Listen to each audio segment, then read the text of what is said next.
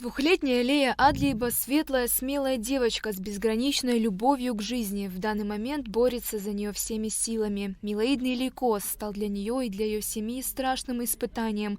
Она родилась в семье, полной любви и заботы, где царила атмосфера счастья и семейного тепла. Для каждого родителя самое главное в жизни – это здоровье ребенка. К сожалению, счастливый мир семьи Адлиеба перевернулся в один миг. В январе прошлого года нам поставили страшный диагноз острый миелоидный лейкоз. У нас поднялась температура высокая, мы незамедлительно обратились в больницу детскую.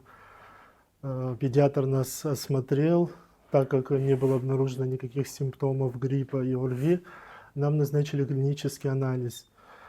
По результату анализа у нас выявили большое повышение лейкоцитов в крови, лейкоцитоз. На следующий день мы пересдали анализ, и лейкоциты росли просто с огромной скоростью. Лея во второй раз борется с тем, чтобы побороть второй раз эту болезнь. Мы должны войти в полную молекулярную ремиссию, и клиника Израиля ждет нас на повторную пересадку.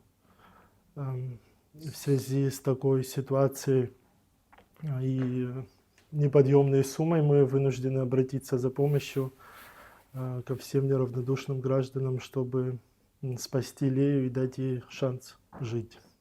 В течение нескольких месяцев Лея проходила через бесконечные обследования и лечение. Стандартная терапия и пересадка костного мозга в московской клинике не привели к положительному результату. Чтобы спасти ее маленькую жизнь, необходимо вновь провести пересадку костного мозга. Наиболее успешные варианты для трансплантации доступны лишь в далеком Израиле, в клинике Хадасса. В настоящее время девочка вместе с мамой находится в московской клинике, где проходит терапию на введение малышки в ремиссию. После этого необходимо будет срочно вывести ребенка в Израиль.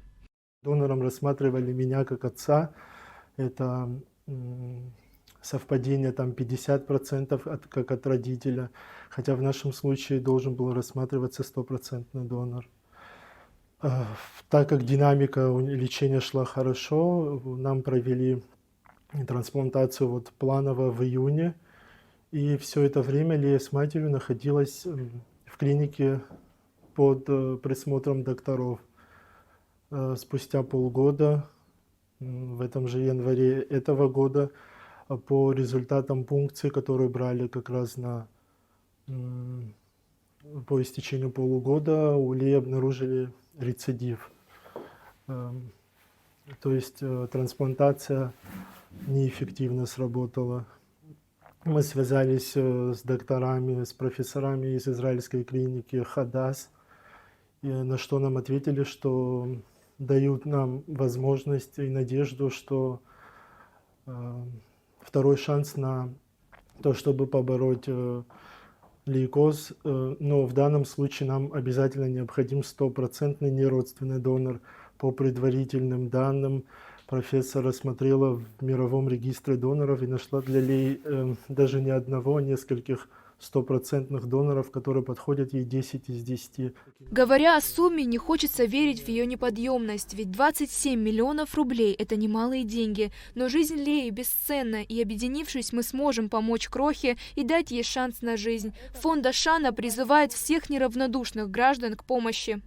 Сейчас, к счастью, к большой радости, есть шанс на спасение этой девочки, этого маленького ангелочка. Ждут ее в Израиле, в клинике Хадасса. Это многопрофильная клиника, где оказывают помощь таким детям с такими острыми заболеваниями. Я обращаюсь ко всем неравнодушным гражданам объединиться, оказать помощь этой девочке. Каждый рубль, каждый ваш вклад, он имеет значение. Не проходите мимо. У нас есть хороший опыт с такими сборами.